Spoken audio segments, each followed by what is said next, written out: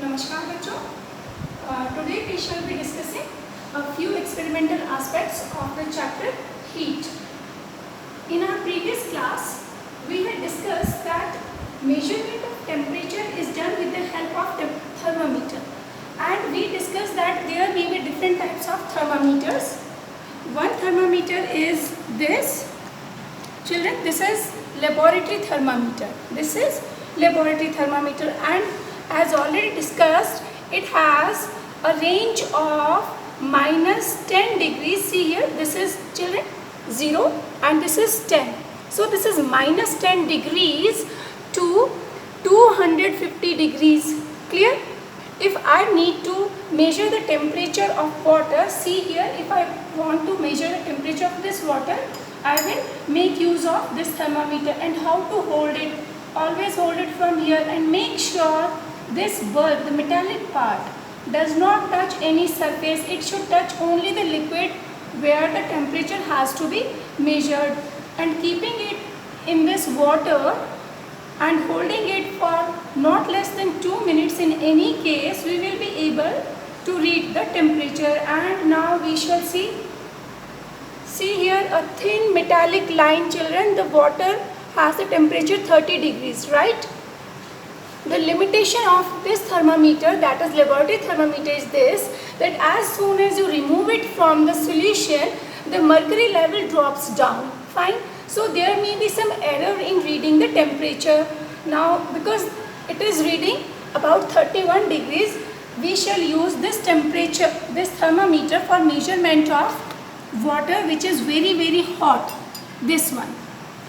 Children, take care, you should never use clinical thermometers. This one, this is digital clinical thermometer, and this one is mercury thermometer. Again, the clinical thermometer. Clinical thermometers should only be used for the measurement of body temperature, and laboratory thermometers are used for the measurement of all the other purposes. This is digital thermometer, clinical of course. You must be having any one of these two thermometers in your home. And children, see here, you can see clearly this temperature of this water is about 70 degrees, right?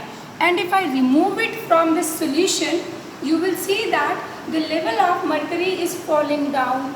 The temperature itself is falling down. So whenever you are to read the temperature of liquid, read it while it is immersed into the liquid right here. So the temperature here is exactly 70 degrees, children.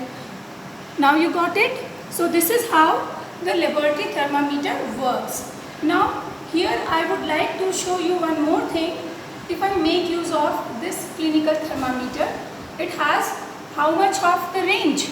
See here, this is from 35 degrees to 42 degrees. So children, you may be asked for 1 mark question, give the range of clinical thermometer and laboratory thermometer. Laboratory thermometer has the range written at the back of it, otherwise you can read the front of it. This is -10 to 250 degrees Celsius.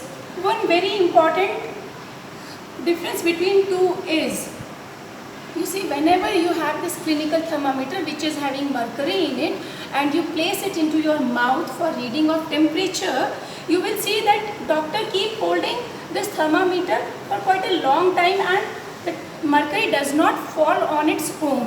Why is it so? Mercury started falling down in laboratory thermometer immediately, but here in clinical thermometer it does not happen so. So why is this difference?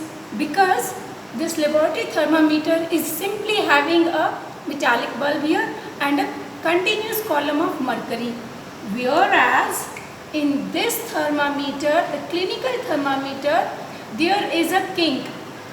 If you see here, this is the kink.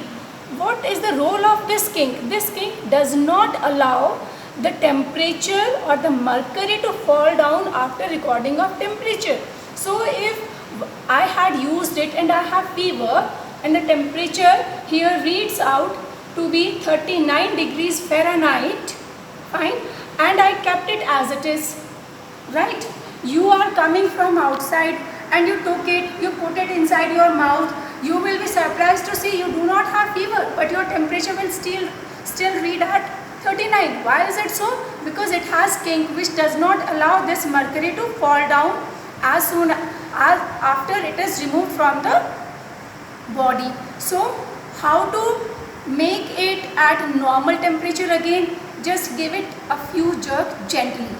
Keep in mind, you should not let it fall, otherwise it will break. Fine, so give it a few jerks.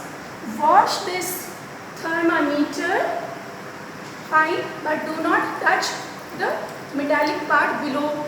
Wipe it out with a clean piece of cloth and secure it back into its case.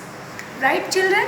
So this is all about your thermometers. Shortly I will be showing you conduction in substances, solid substances, conductors and insulators. Thank you, children.